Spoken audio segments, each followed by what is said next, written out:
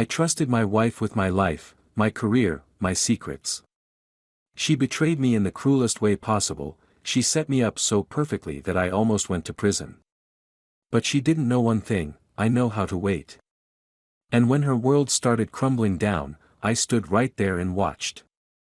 The first sign should have been the silence. Lauren and I used to talk for hours, sharing every detail of our days over dinner. But lately, the clink of silverware against plates had become the loudest sound in our dining room. 8 years of marriage, and somehow we'd become strangers living in the same house. I noticed the changes gradually. The way she angled her phone screen away from me when texting. How she started taking calls in another room. The sudden business trips that came up with no warning. But I trusted her. That was my first mistake.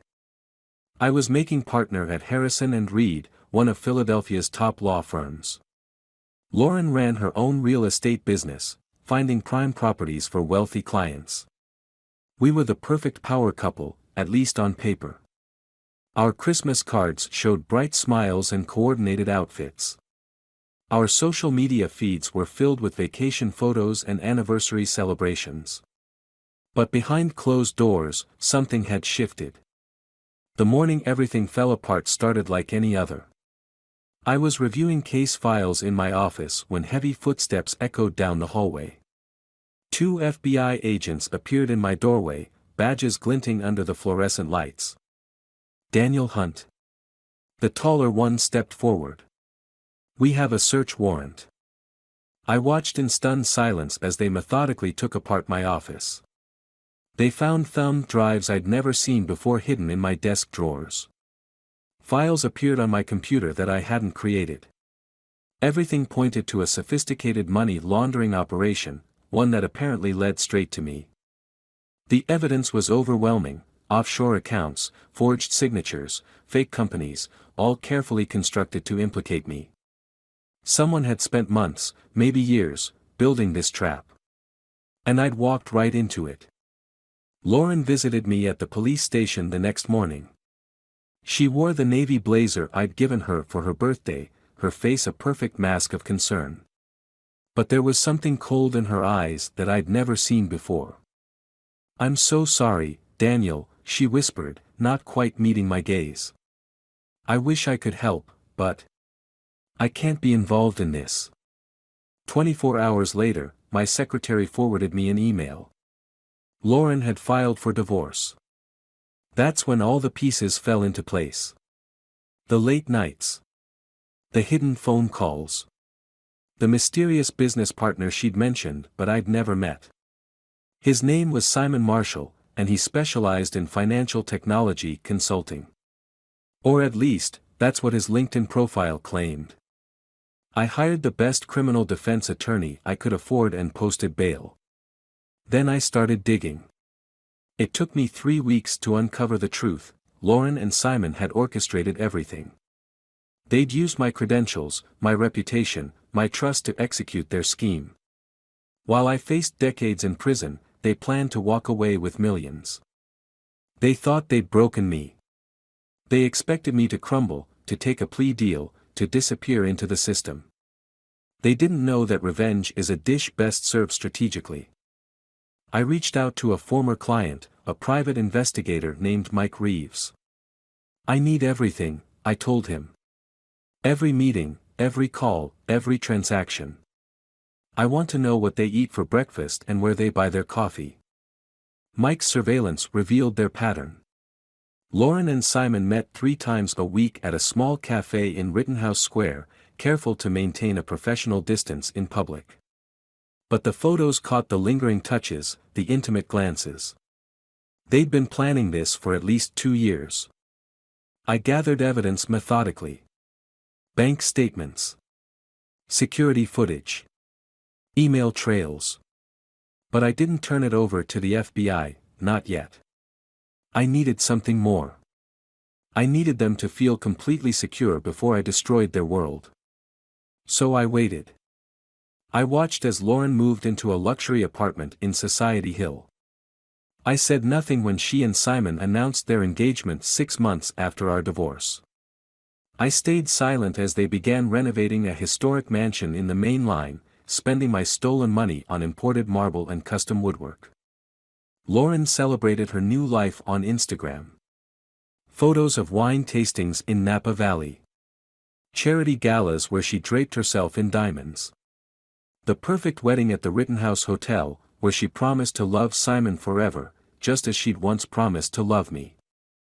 I let them have their moment. Let them believe they'd won. Let them sink millions into their dream home and build a life they thought was untouchable. Then, on the day they closed on the mansion, I made a single phone call to the FBI agent who'd first arrested me. The timing was perfect. Lauren and Simon were in their new kitchen, probably planning which imported appliances to install, when the doorbell rang. A dozen FBI agents swarmed the property. Through Mike's surveillance feed, I watched their faces as reality crashed down around them. Lauren's carefully crafted world shattered in an instant. The evidence was irrefutable: offshore accounts traced to her personal email, security footage of her planting those thumb drives in my office, recorded conversations where she and Simon planned every detail of my downfall. I made sure I was there when they let her out in handcuffs. She looked smaller somehow, her designer outfit wrinkled, her makeup smeared from crying. When she saw me standing in the driveway, her eyes widened with understanding. "You?" she whispered, her voice breaking. "All this time?" I stepped closer, close enough to smell her familiar perfume. "You taught me patience, Lauren. I just wanted to thank you properly." Simon tried to bargain with the prosecutors, offering to testify against Lauren in exchange for leniency. Honor among thieves, it seems, is as false as the love she once promised me. They both went to prison, 8 years for her, 10 for him. The money was recovered, my name was cleared, and I returned to my practice with a newfound reputation for resilience. Sometimes, late at night, I think about visiting her in prison. I imagine her sitting across from me in her orange jumpsuit, all her glamour stripped away. I wonder if she regrets it, if she ever really loved me, if the money was worth destroying everything we'd built. But I don't go. Some questions are better left unanswered. Instead, I focus on rebuilding my life. I've replaced the dining room table where we used to share our meals. I've moved to a new house in a different neighborhood. I've even started dating again, though trust doesn't come as easily as it once did. Last week, I received a letter from her. I recognized her elegant handwriting on the envelope, the same hand that used to leave me love notes in my briefcase. I placed it in my desk drawer, unopened. Maybe someday I'll read it. Maybe I'll finally learn why she did it, what made her think she could break me and walk away. Or maybe I'll let it remain sealed, a reminder that sometimes the sweetest revenge is simply moving forward while those who hurt you can only look back with regret. After all, she taught me the power of patience. And I'm in no hurry to give her the satisfaction of a response. The irony doesn't escape me that I learned more about Lauren in the months I investigated her than I had in 8 years of marriage. I discovered she'd grown up in foster homes, bouncing between families in Connecticut until she aged out of the system. She'd changed her name at 18, shedding her past like an old skin. The charming, confident woman I married had been carefully constructed, every detail calculated to project success and reliability. Simon was cut from the same cloth. Behind his polished resume and impressive client list lay a string of failed businesses and suspicious bankruptcies. They recognized each other, I suppose, two architects of their own reality, masters of reinvention. In another life, I might have admired their ambition. The day of their arrest, I found something in Lauren's office that haunted me more than her betrayal. It was a photograph, taken at our wedding. We were dancing, my forehead pressed against hers, both of us laughing at some forgotten joke. On the back, she'd written a date, 3 months before everything fell apart, and 3 words, "I'm sorry, Daniel." She'd planned it all, down to the last detail, but something in her had hesitated. That moment of doubt, that flicker of conscience, somehow made it worse. She'd seen our happiness, recognized its value, and chosen to destroy it anyway.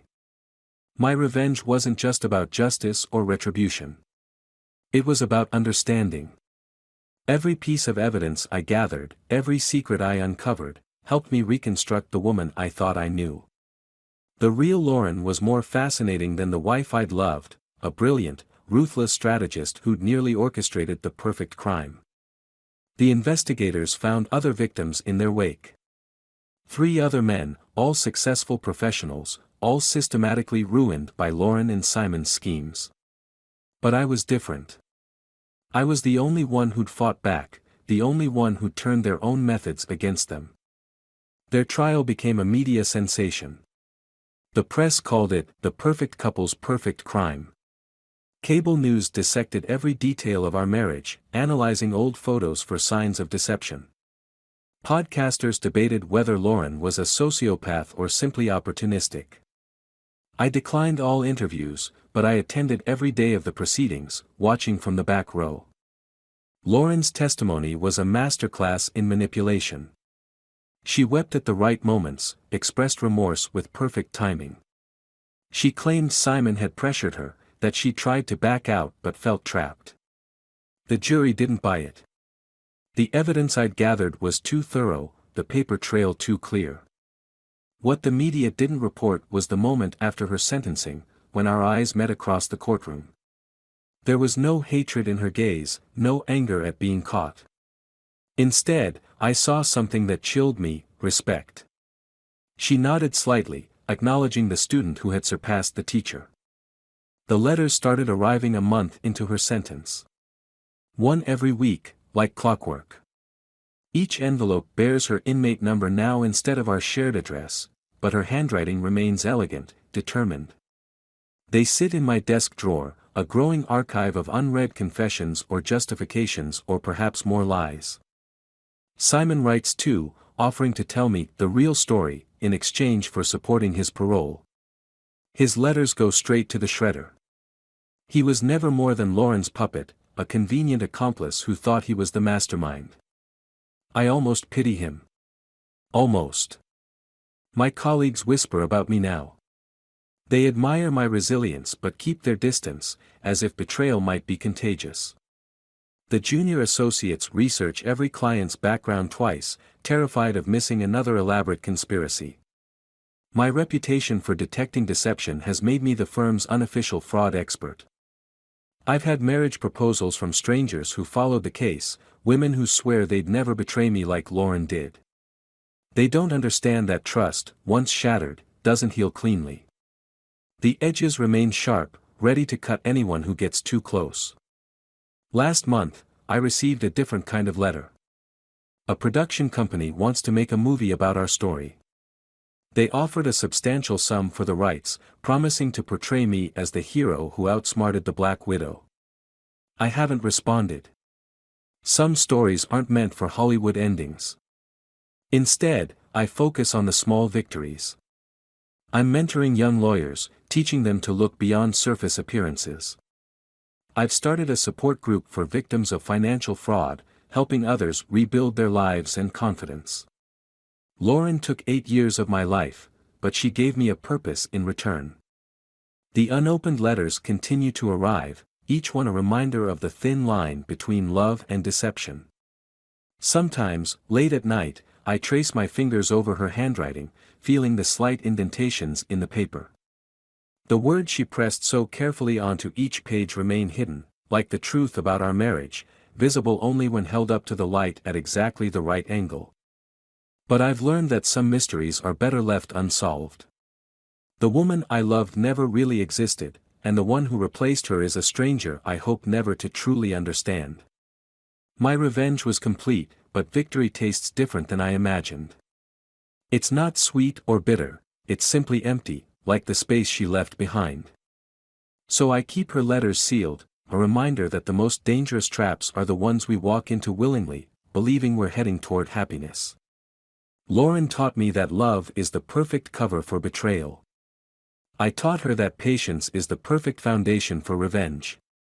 My therapist says I need to let go, that holding on to the past is like drinking poison and waiting for someone else to die. But she doesn't understand that this isn't about holding on, it's about staying vigilant. The world is full of Laurens and Simons, wearing masks of normalcy while plotting destruction.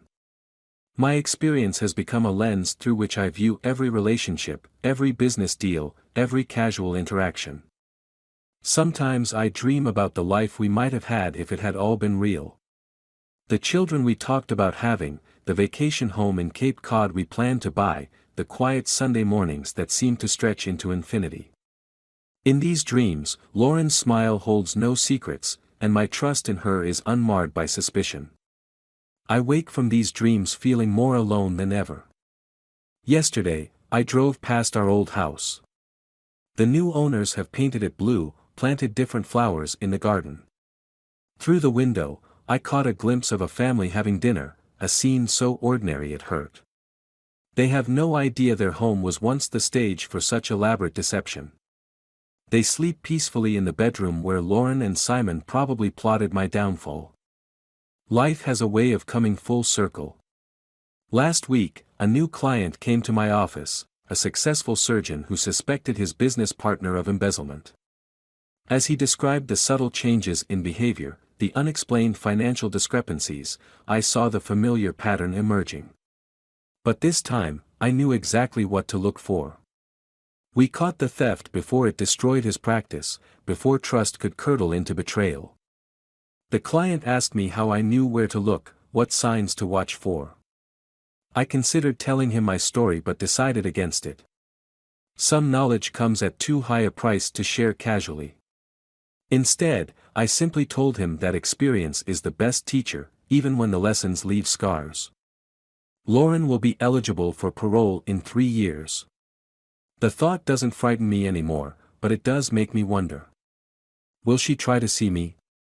Will she have crafted a new identity, a new narrative to explain away her choices? Or will prison have stripped away her talent for reinvention, leaving behind the raw truth of who she really is? I suppose I'll find out soon enough. Until then, I'll keep her letters in their drawer, preserved like specimens of a particularly dangerous species. Each envelope contains a piece of a puzzle I'm no longer sure I want to solve. After all, some mysteries are better left unexplored, some questions better left unanswered. Because in the end, the greatest revenge isn't about destruction, it's about reconstruction. While Lauren serves her time in a cell she built for herself, I'm building something new from the ruins of what she destroyed. And that, perhaps, is the most satisfying victory of all.